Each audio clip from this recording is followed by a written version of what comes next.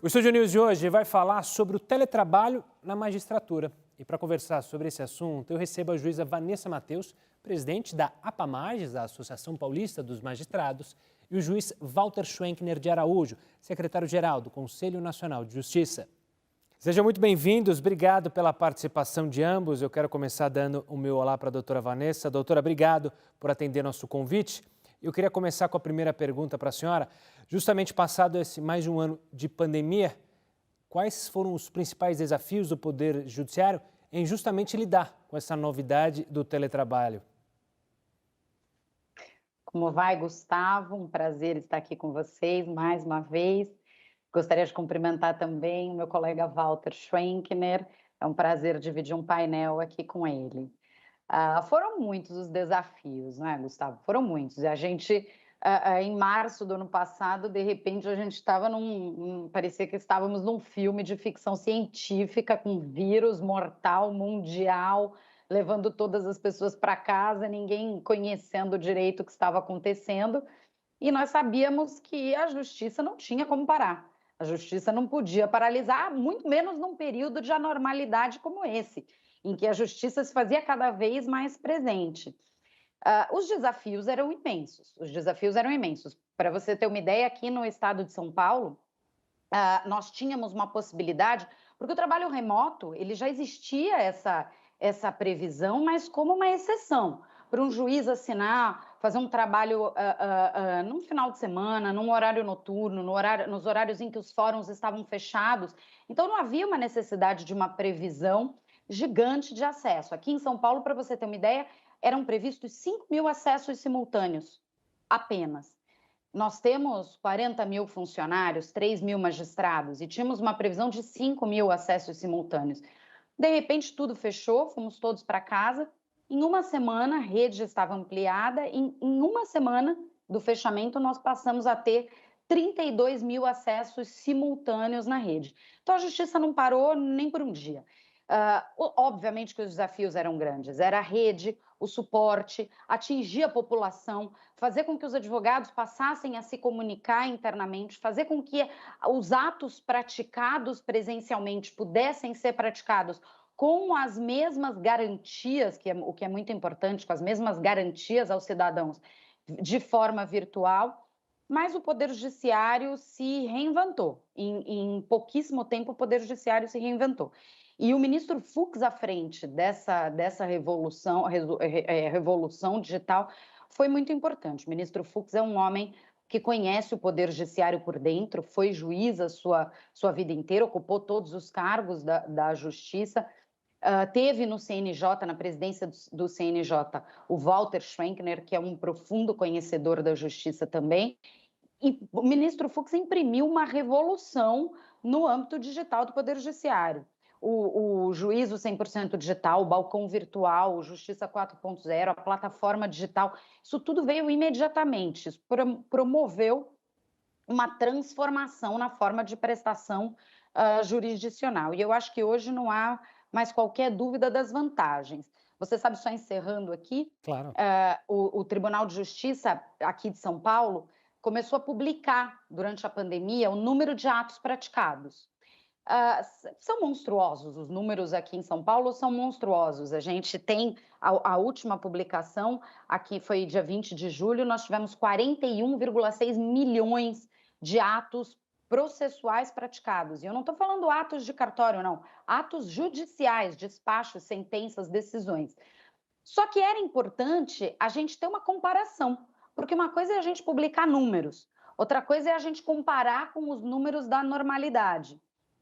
E aí agora, no primeiro semestre, no primeiro trimestre de 2021, a gente pôde comparar com o primeiro trimestre de 2019, quando não havia pandemia, alguma.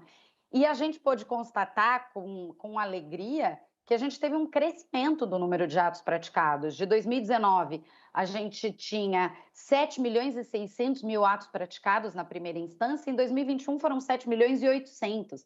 Na segunda instância, a gente tinha 455 mil atos praticados, em 2021, que estávamos digital, em remoto, foram 481 mil, um crescimento de 6, 7%. E um crescimento de um poder que já trabalhava praticamente na sua exaustão, no seu esgotamento. Então, isso tudo demonstra que o trabalho digital, que o trabalho remoto veio para ficar e, obviamente, que a gente tem entraves aí a serem superados, que eu tenho certeza que a gente vai falar sobre isso ao longo do programa. Mas eu sou uma entusiasta do trabalho remoto, obviamente, híbrido, de forma híbrida, com o trabalho presencial. Doutor Walter, eu quero pegar a fala da doutora Vanessa justamente sobre esse processo que teve que ser apressado por causa da pandemia, de repente tudo estava fechado, e eu queria a sua análise sobre esse planejamento, essa dificuldade que houve para os juízes, para o Conselho Nacional de Justiça, para todos envolvidos no judiciário brasileiro e também desejar umas boas-vindas ao Estúdio News e obrigado pela participação. Queria inicialmente agradecer, Gustavo, pelo convite para participar desse programa, ao lado da colega a doutora Vanessa Mateus, e dizer, Gustavo, que de fato tem sido um grande desafio tentar, costumo dizer, consertar um carro com um carro em andamento. E é isso que nós estamos, em todos os setores profissionais, vivenciando, seja também no jornalismo, no judiciário, os órgãos de justiça, e a dificuldade do judiciário decorreu do fato de que temos a necessidade de não parar a justiça. E, de fato, como destacou a Vanessa, a justiça ela não parou. Inclusive, em alguns setores, houve até aumento da demanda e também da produtividade. O que nós podemos perceber no CNJ é que onde o judiciário investiu na digitalização dos processos, na virtualização, o serviço se aprimorou e se aperfeiçoou e aumentou em produtividade. Onde esse investimento não foi tão elevado, nós tivemos alguns gargalos, de modo que é irreversível o movimento rumo à digitalização. Essa foi, inclusive, uma das premissas colocadas pelo ministro Luiz Fux quando assumiu, no meio da pandemia, a gestão à frente tanto do Supremo Tribunal Federal quanto do CNJ, em setembro do ano passado. E esse é o desafio, inclusive, esse é um dos eixos da gestão do ministro Fux, o da inovação tecnológica e da consideração da justiça como um serviço, naquele conceito de Justice as a Service, objetivo de que o usuário receba este serviço da maneira eficiente, de uma maneira adequada, independentemente de onde ele se encontre. E no futuro, o que se planeja, em termos já de planejamento, é a virtualização a fim de que ela reduza os custos da estrutura física que o judiciário ainda ocupa. Já não faz mais sentido termos prédios, muitas vezes até alugados, muito grandes, que já não são mais necessários para a forma como o judiciário atua e deve atuar no futuro. Então, o que eu vejo pela frente é uma aposta na virtualização como uma solução para a redução das despesas que o judiciário sempre teve por conta da necessidade de ter uma estrutura física. E essa caminhada, como destacou a Vanessa, com a criação do juízo 100% digital, que, em linhas gerais, nada mais é do que a opção que a parte autora do processo tem de que o seu processo tramite exclusivamente de maneira virtual. Isso é voluntário, ela escolhe, ela opta por isso e, a partir de então, o processo tramita virtualmente. O balcão virtual, nós reparamos no CNJ, e essa é a função do CNJ, uma função de induzir bons comportamentos, estabelecer uma política pública do judiciário em nível nacional. Nós percebemos que em alguns locais não estava ocorrendo o atendimento em razão do fechamento dos fóruns. E aí o que fez o CNJ? O CNJ obrigou o atendimento por meio do balcão virtual, que nada mais é do que um link que a pessoa clica e acessa a secretaria da vara em que o processo dela se encontra. Então, em lugar de o advogado precisar se deslocar ao fórum ou à vara em que o seu processo se encontra, ele pode, de casa, com o conforto da sua casa, do seu escritório, acessar e obter informações, inclusive até despachar com o juiz do processo por meio do balcão virtual. Portanto, o CNJ agora está lutando de uma maneira veemente e forte para a implementação e efetivação desse balcão virtual. Recentemente fizemos uma pesquisa em quase 5 mil unidades da Justiça e de 5 mil, apenas 300 ainda não tinham adotado o balcão virtual e agora nós vamos investir nessas 300, procurar saber por que ainda não adotaram, como que a gente pode contribuir para a adoção. Temos também a novidade do Núcleo de Justiça 4.0, que é também uma opção que tecnologicamente é super sofisticada, mas muito simples, né? Aliás, às vezes uma solução que é tecnicamente sofisticada, ela resolve um problema que é simples, que é o de você poder fazer com que um tema específico tramite exclusivamente no âmbito virtual. E aí, no Rio de Janeiro, o TRF da 2ª Região foi pioneiro ao criar o Núcleo de Justiça 4.0 em matéria de saúde. De forma bem objetiva, uma pessoa que pretenda receber uma internação, um medicamento, ela pode escolher entre ajuizar a ação digitalmente na vara em que ela se encontra ou então ajuizar a ação no Núcleo de Justiça 4.0 e a partir de então o processo tramitará exclusivamente em nível virtual. Portanto, são vários os desafios. O CNJ tem procurado caminhar passo a passo quais necessidades do usuário do Serviço da Justiça. Queria, só para encerrar minha fala, não quero me alongar muito nesse primeiro momento, lembrar que o Tribunal de Justiça de São Paulo, como muito bem destacou a doutora Vanessa, que é de lá, presidente da APAMAGES de São Paulo, que ele foi pioneiro ao instituir formalmente o teletrabalho dos magistrados e tem funcionado muito bem, porque hoje em dia a ideia de que a pessoa trabalha de onde ela estiver, especialmente quando se tratar de um trabalho intelectual, como é o da prestação jurisdicional, isso tem resultado em maior produtividade.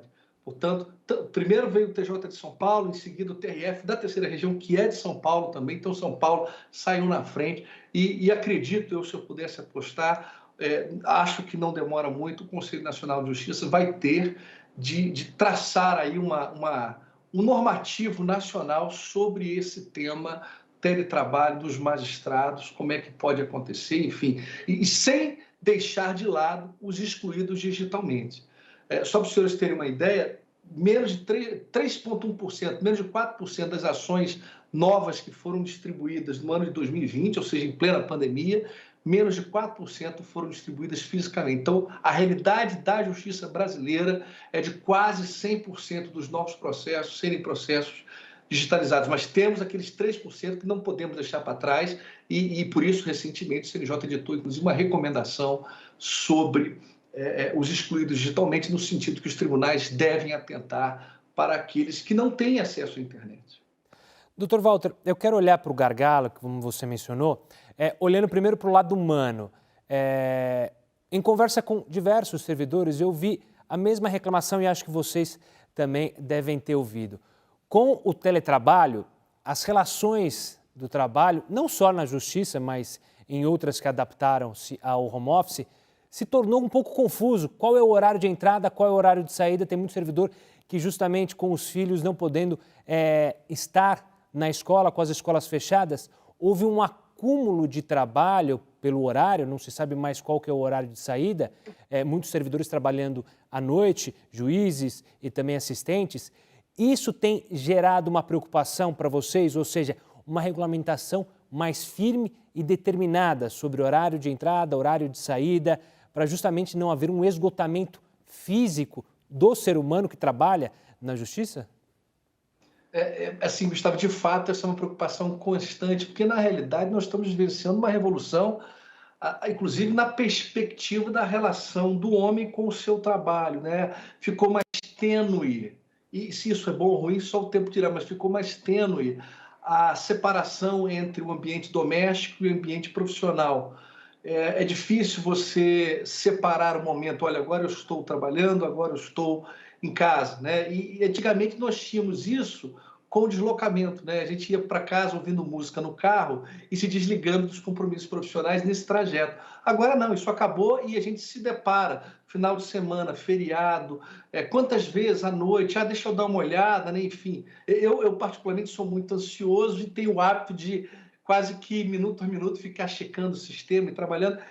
Isso, eu imagino também que os servidores seja uma grande dificuldade. E esse vai ser o desafio, trocar a exigência que é usual e ainda predomina de horas de trabalho para uma exigência de produtividade, porque, na verdade, o que interessa é a quantidade de trabalho produzido, independentemente do número de horas que a pessoa está à disposição do seu empregador. No caso da justiça brasileira, é o Estado o empregador. E assim, para mim, é mais importante ter um servidor que trabalhe comigo, que faça uma entrega de um trabalho de qualidade e numa quantidade que é desejada, independentemente do número de horas que ele trabalhar, do que ter um servidor que trabalha de 9 às 6 e que não entrega nada. E acho que essa mudança parece ser uma mudança simples, mas ela é complexa, ela é sofisticada, porque você começa a perceber trabalhadores que, na verdade, não entregam. Isso que é interessante, começa a visualizar pessoas que, infelizmente, não são mais necessárias diante das mudanças tecnológicas. Um outro ponto que eu tenho certeza que vai ser estudado no futuro é a respeito da forma como o Estado se legitima enquanto poder, porque, tradicionalmente, a composição cênica dos tribunais, com aquelas, né, cadeiras com espaldar elevado, uma área mais escura, há todo um simbolismo ali, o juiz fica numa parte acima dos outros e tal. Isso sofreu uma profunda modificação com a virtualização das audiências, dos processos, e eu penso, e tenho defendido isso, sou professor também universitário, tenho defendido de sala de aula, que a legitimação do poder estatal advirá da qualidade do serviço que ele presta, e não mais de imagens e símbolos de móveis com determinadas características. Então, eu acho que essa é a grande revolução que a virtualização vai proporcionar, e isso é bom para a sociedade, é bom para o usuário, porque o usuário do serviço da justiça, ele quer ter um atendimento decente, ele quer que o seu processo seja julgado com celeridade, e isso é muito mais importante do que uma visualização de uma sala muito bonita no fórum que, eventualmente, não leve ao resultado esperado. Doutora Vanessa, eu quero ouvir da senhora também sobre essa questão, sobre a saúde, o bem-estar da mulher em especial, nesse momento de pandemia e teletrabalho, tanto da juíza quanto da servidora, porque assim como em outros trabalhos, a mulher teve a carga dobrada, porque ela segue sendo mãe em casa, tendo as tarefas, infelizmente, porque a nossa sociedade caminha ainda nesse processo de machismo. E eu queria saber da senhora justamente esse aspecto da mulher. Você tem sentido isso na prática? Como as mulheres, as demais juízas e as próprias servidoras, elas têm de fato sofrido mais nesse período aí também na justiça? Gustavo, os números demonstram que a pandemia foi especialmente dolorosa para as mulheres. O único crime aqui em São Paulo registra uma queda da criminalidade em todos os itens, menos na violência doméstica. É o único crime que aumentou aqui em São Paulo. O número de medidas protetivas solicitadas à Justiça aumentou agora em 2021. O número de perda de postos de trabalho para as mulheres foi muito mais significativo, em termos proporcionais, foi muito mais significativo do que para os homens. E não há dúvida de que o trabalho em home office, né, o teletrabalho, foi muito mais penoso.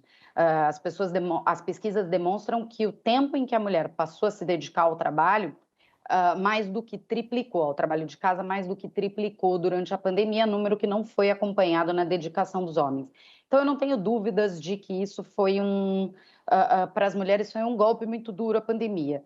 Mas nós estamos acostumadas a ter que desbravar espaços, a ter que abrir alas, porque cada hora é um problema novo, cada hora é um desafio novo. Como o Walter falou, é um desafio, é um problema que a gente tem que ter em mente, é algo que a gente tem que estruturar, mas a gente não pode perder de vista que, especificamente em relação a este ponto, não em relação aos outros que eu falei no começo, que esse nós estamos trabalhando já faz muito tempo, mas essa questão do trabalho remoto é algo muito novo, é algo muito recente com o qual a gente vai ter que trabalhar, são desafios que a gente vai ter que superar, como tantos outros desafios que a gente superou antes do trabalho remoto. E eu tenho certeza que essa parceria do CNJ com os tribunais vai permitir que a gente comece a ter um olhar para essa questão e uma adaptação a esse novo tipo de desafio.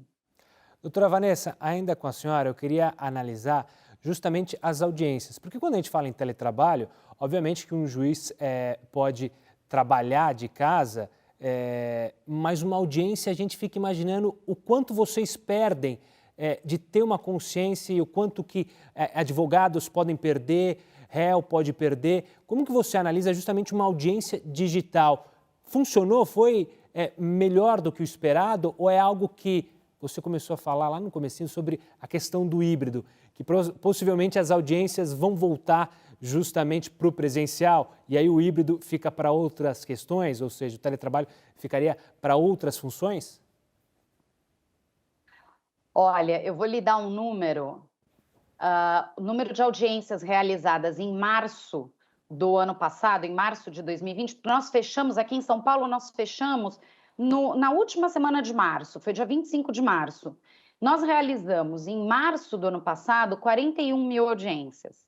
Em março deste ano, que nós estávamos completamente no remoto, porque houve um recrudescimento dos números da pandemia, em março nós tivemos que fechar tudo novamente, foram quase 50 mil, 49.900 audiências. Isso demonstra que o número de audiências aumentou. O número de audiências realizadas no período remoto aumentou em relação ao mesmo mês do ano anterior, onde não havia o trabalho remoto. Ou seja, realizar audiência não é um problema. O problema é justamente esse que você falou. Quais são as audiências que podem ser realizadas virtualmente, quais exigem a presença do magistrado? Júri, tribunal do júri, por exemplo, não se consegue fazer virtualmente. Pelo menos, talvez o Walter tenha notícia de algum lugar que tenha feito, mas aqui em São Paulo nós não fizemos. Então, o tribunal do júri exige a presença, o debate entre acusação e defesa, a oitiva das testemunhas na frente dos jurados, a incomunicabilidade dos jurados é um problema muito sério. Eu imagino que ouvir crianças seja um problema da virtualização dos atos judiciais, seja preciso esse contato físico. Então, me parece que o desafio agora é a gente identificar quais são os atos que podem e devem ser realizados virtualmente. Vou lhe dar um exemplo. Eu tenho um colega aqui do João Mendes, o meu fórum aqui em São Paulo, aqui na capital, é o João Mendes.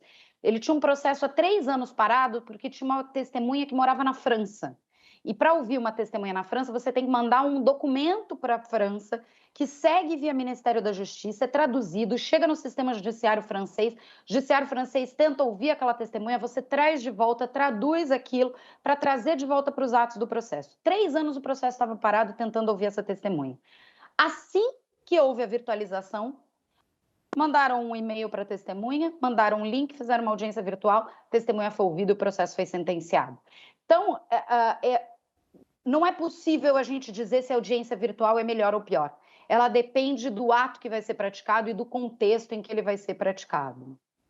Doutor Walter, quero a sua opinião também sobre isso. Está aí um caminho que é preciso olhar com cuidado, justamente como a doutora Vanessa falou, sobre decidir quais audiências podem ou não ser feitas de maneira virtual, e também com uma preocupação que você mencionou no início da nossa entrevista, sobre os isolados digitalmente. Essas pessoas não vão conseguir justamente participar de audiências se necessário, né?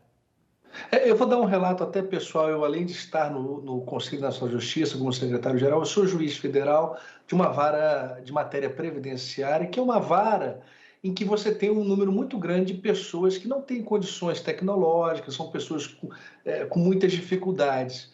O que eu tenho reparado? A audiência virtual ela traz muito mais vantagens do que desvantagens. Isso que a doutora Vanessa comentou agora é uma realidade. Eu tenho feito audiências com pessoas simultaneamente em 3, 4 estados diferentes. Tenho recebido relatos de turistas estrangeiros que eventualmente vêm ao Brasil e são assaltados, Rio de Janeiro, outro lugar, turistas, voltam para a Europa e de lá são ouvidos virtualmente, uma coisa que não acontecia. Então, a audiência virtual, ela traz muito mais vantagens do que eventuais desvantagens. Aí, às vezes eu ouço que, mas a testemunha, ela pode ser instruída, já que o juiz não está na presença física dela. Bom, em primeiro lugar, a testemunha já podia ser instruída presencialmente. Em segundo lugar, o que eu tenho reparado, e a experiência pessoal, é que hoje em dia, em razão da pandemia, normalmente a testemunha fica na sua casa e não no escritório do advogado. Isso dificulta até a instrução da testemunha, ela ser orientada de uma maneira que favoreça a parte do processo. Quantas vezes eu vi o advogado no escritório fazendo assim com a cabeça porque a testemunha tinha falado uma coisa em relação à qual não tinha controle algum, porque ela estava na casa dela. Agora, a grande preocupação que nós temos que ter, eu acho, é com o aperfeiçoamento. Por exemplo, a audiência de custódia, que gerou uma discussão tremenda. Mas o réu vai ser ouvido virtualmente se ele for torturado. Eu tenho feito audiência de custódia no plantão da Justiça Federal por videoconferência. Sinceramente, quem fala que o réu vai ser torturado numa audiência de custódia por videoconferência não conhece a realidade. Você tem numa audiência de custódia, que não é só por vídeo, é híbrida. Você tem o procurador da República presente, o defensor público, você tem o oficial de justiça, os agentes de segurança que transportam o preso. Não é possível que todos estejam em conluio para esconder uma tortura. Não, isso é inimaginável. E mais, isso evita despesas com deslocamento, isso evita o risco para a sociedade também, com transporte, muitas vezes, de pessoas com alta periculosidade. Então, pelo menos durante a pandemia, está sendo adotada essa sistemática da audiência de custódia por videoconferência e vamos ver o que depois vai ser decidido depois da pandemia. Mas é esse o cuidado, quer dizer, a tecnologia ela vai aprimorando. Por exemplo, o CNJ obrigou que haja uma câmera que você possa perceber todo o ambiente, que haja, antes da entrada na sala, o exame de corpo de delito. Enfim, são esses cuidados que vão aprimorar. E quando chegar o 5G, e não demora, já vai chegar, isso tudo que a gente está discutindo vai, no fundo, vai perder muito da sua força, porque aí nós vamos ter uma realidade virtual que, se duvidar, é mais real do que a realidade presencial. Doutora, eu queria... Por favor, não, por favor, doutora. Só acrescentar, fora a segurança para a população, não é, Walter? Hoje, quando a gente tinha aqui em São Paulo, a gente tem os presídios de segurança máxima em Presidente Venceslau, Presidente Bernardes, que são localidades longe da capital. E o maior fórum criminal da América Latina fica aqui na capital. Então, você tinha que trazer, quando você tinha uma audiência, diversas audiências, você tinha que trazer presos desse sistema prisional muito distante. Isso significa uma escolta imensa para fazer essa viagem, uma viagem que demora 7 horas. Para você fazer uma viagem que demora 7 horas, você tem que sair de madrugada. Esses presos ficam todos à disposição dos juízes que vão fazer as audiências. Eles só podem voltar depois que todas as audiências terminam, só que eles ficam em carceragens provisórias, carceragens de fórum, sem alimentação, porque não é lugar com estrutura para alimentação, só vão voltar para o sistema no dia seguinte, porque são mais 7, 8 horas de viagem. Ou seja, risco para o próprio preso, né? Eu, 2 semanas atrás, fiz 2 audiências de custódia por videoconferência. Uma por crime de dano, a outra por crime de moeda falsa. Nas duas, eu expedi o alvará de soltura para os presos. Quer dizer, se não fosse feita por videoconferência, provavelmente a audiência demoraria mais tempo para ocorrer. Talvez a pessoa ficasse presa mais tempo. Quer dizer, eu consegui fazer em menos de 24 horas por videoconferência. O réu se beneficiou da medida, teve a sua integridade preservada, estavam lá presentes no local a defensora pública da União, um servidor da Justiça, um procurador da República, as pessoas que fazem a escolta. Assim, e a tecnologia ela já está em um nível que permite algum tipo de monitoramento da integridade. Enfim, eu acho que os argumentos contrários à virtualização são muito frágeis e cada vez mais ficarão mais frágeis com a evolução tecnológica. Até a questão do tribunal do júri, Vanessa, eu acho de fato, ainda há um ritual, uma liturgia, uma série de simbolismo no tribunal do júri que dificulta a sua virtualização. Por exemplo, a questão das sustentações, o júri, né?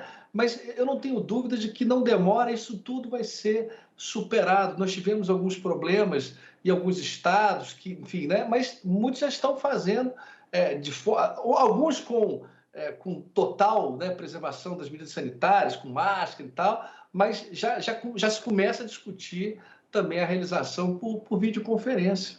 Claro. Eu queria fazer uma última pergunta para ambos e até para quem está em casa, que é leigo assim como eu, entender como deve ser o futuro da justiça no Brasil. A doutora Vanessa mencionou sobre essa questão do híbrido. Essa discussão já está sendo feita? Como a senhora acredita que funcionará a justiça de maneira híbrida? Ou seja, haverá funcionários que irão 1, 2, 3 vezes por semana ao fórum para receber demandas pessoais? Isso não vai ser mais necessário? Como que a senhora imagina esse próximo passo, esperando aí com a evolução da vacinação e com a evolução justamente da gente combater a pandemia? Eu acho que o futuro chegou, viu, Gustavo? Porque aqui em São Paulo, pelo menos, a gente tem uma resolução do Tribunal de Justiça prevendo já o trabalho pós-pandemia, prevendo o trabalho remoto no período da normalidade. É óbvio que ele não abandona a presença física, os fóruns vão estar abertos todos os dias, vão ter funcionários para receber as pessoas que quiserem, mas com essa virtualização num ritmo vertiginoso e crescente, como o Walter falou, são 4% de ações físicas, não tem mais sentido. Antigamente, um advogado queria despachar comigo, ele vinha, viajava, se ele estava em outro estado, ele tinha que viajar para ficar 5, 10 minutos na minha sala para fazer um despacho. Hoje ele entra no sistema e fala como nós estamos falando aqui agora. Então, o que eu imagino no futuro? Que a gente vai ter a presença física, não tenho a menor dúvida, nos fóruns, mas vai mesclar essa presença física com a presença digital. Então, o fato de um juiz estar presente no fórum não significa que a testemunha também precisa estar, que o advogado também precisa estar, que o funcionário também precisa estar. O fato do juiz estar presente no fórum não significa que o advogado precise ir até o fórum para falar com ele pode falar com o juiz virtualmente. Ou o fato do juiz não estar presente fisicamente no fórum não significa que ele não vai atender o advogado. Ele vai atender o advogado virtualmente pelos sistemas que estão à disposição. Então, o que eu imagino que vai acontecer no futuro é exatamente isso, um sistema híbrido, a justiça vai estar presente, vai estar sempre presente, mas essa presença física, a presença física vai acabar sendo opcional. E a gente não tem dúvidas de que a presença remota, ela tira uma série de distrações, ela tira o deslocamento, ela tira a reunião, ela tira o ato demorado, toda reunião digital ela é muito mais rápida, muito mais objetiva, muito mais direta. Então, eu tenho certeza que o futuro vai ser híbrido, a gente vai ter a presença física e a gente vai ter várias pessoas que sequer vão precisar pisar no fórum do começo ao fim de um processo, com uma imensa redução de custos, com um imenso ganho para a sociedade, com um imenso ganho para a população e com um imenso ganho em termos de celeridade. Doutor Walter, eu quero ver a sua opinião antes da gente encerrar o programa, mas também perguntar se essa definição do futuro, ela tende a ser nacional, uma decisão válida para todos os tribunais, ou há que se respeitar as dificuldades regionais, como a gente mencionou, né? O Brasil é um país continental. Há problemas de infraestrutura em algumas regiões que outras não sofrem tanto. Isso vai ter que ser levado em conta numa decisão futura sobre esse novo judiciário digital? Exatamente, Gustavo. Essa é uma preocupação até do ministro Fux, no sentido de que o CNJ sempre trabalhe em conjunto, em cooperação com os tribunais. A continentalidade do nosso país impede uma decisão do tipo top to bottom, em que as partes que são os destinatários das decisões não são ouvidas e não participam desse processo de construção. A realidade de São Paulo é diferente da realidade do Amapá, de Roraima, de Porto Alegre. Enfim, cada estado, cada cidade tem a sua realidade, e o papel do CNJ, e não é fácil esse papel, é o de tentar conciliar, uniformizar e sempre empurrando para o avanço.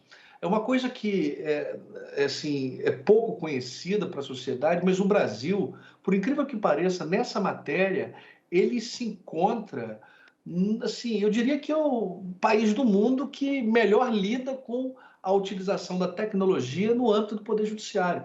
Eu já tive a oportunidade de visitar outros sistemas nos Estados Unidos, na Áustria, na Itália, e lá os processos são pastas físicas, não tem isso que nós vemos no Brasil. Então, nós estamos no estado da arte no mundo em matéria de revolução tecnológica no judiciário. Isso é um orgulho até para o nosso país estar nessa posição, de ter investido o quanto investiu em tecnologia para melhorar a prestação jurisdicional, talvez até em razão do número de processos que temos no nosso país. O Brasil é o país com o maior número de processos no mundo. Temos cerca de 80 milhões de processos de tramitação. Nenhum país do mundo tem essa quantidade de processos e nem a quantidade de advogados que nós temos, mais de 1 milhão de advogados. Então, a litigiosidade nos levou a esta necessidade. E aí, em relação à sua pergunta do que eu vejo de futuro, além do que a doutora Vanessa muito bem colocou, eu vejo também a desterritorialização e a especialização. Como assim? Eu acho que vai acabar essa ideia que o juiz de São Paulo, fulano de tal, só pode julgar ações de São Paulo. Porque, na verdade, ele é um juiz e tem um conhecimento, vamos supor que ele seja o melhor especialista, um cara craque, sei lá, em lavagem de dinheiro. Por que ele não pode julgar ações de lavagem de dinheiro de todo o estado de São Paulo, ou quiçá, de repente, até de outros estados? Por que não a especialização? Porque a tecnologia permite isso, que o magistrado conheça de processos de outras regiões. Eu costumo dizer que na justiça nós temos Ferraris e Porsches estacionados em lugares que eles não podem transitar, porque você tem pessoas que são craques em determinadas matérias, juízes que são mestres e doutores em temas como, sei lá, violência doméstica, o outro gosta de falência e recuperação, e muitas vezes esse juiz, que é um dos melhores do Brasil em falência e recuperação, está atuando numa vara de família. Então, a tecnologia ela vai desvincular o espaço físico do território, que tradicionalmente foi considerado como espaço de competência, isso remonta até aos senhores feudais na Europa, para uma visão virtual, uma visão de que, olha, importa é o conhecimento e a alocação de processos de acordo com a matéria que a pessoa domina, e não como funciona hoje em dia, que o juiz recebe um processo para julgar em razão do lugar em que ele está lotado. Eu acho que essa vai ser também uma grande revolução, o binômio desterritorialização com especialização, que caminha junto com o teletrabalho. Aí talvez um dos desafios vai ser o do judiciário de criar espaços de convivência para a troca dessa informação especializada, porque o ser humano ele é gregário, ele depende do seu par para conhecer, para trocar experiências, e isso a gente não pode abandonar, porque senão a humanidade perde. E nós perdemos em humanidade nos afastando uns dos outros e nos afastando fisicamente. Então, talvez esse seja o desafio, criar um espaço virtual de trabalho que conviva com esse intercâmbio físico de ideias, espaço de convivência, e sempre prestigiando a especialização que pode ser incentivada por meio da inovação tecnológica. É o que eu vejo de futuro para o judiciário. E que no futuro a gente possa se reunir aqui também para uma próxima conversa sobre esses novos desafios. Dr. Walter, quero agradecer demais a sua participação aqui conosco. Obrigado e até uma próxima. Eu que agradeço. Muito obrigado. Doutora Vanessa, a mesma coisa. Espero poder, em breve, a gente discuta pessoalmente. Óbvio que o virtual ajuda, mas o pessoalmente também é bem gostoso, é bem bacana para se trocar ideias. E, mais uma vez, agradeço a participação e espero vê-la em breve. Eu que agradeço o convite. Muito obrigada por me receber na casa de vocês. E o Estúdio News fica por aqui. Eu conversei com a juíza Vanessa Matheus, presidente da APAMAGES, a Associação Paulista dos Magistrados, e o juiz Walter Schwenkner de Araújo, secretário-geral do Conselho Nacional de Justiça. Você já pode acompanhar essa entrevista lá no nosso canal no YouTube. Tem a opção também do Play Plus e pelo nosso podcast, disponível tanto no Spotify quanto no Deezer. Eu espero vocês no próximo programa. Até lá!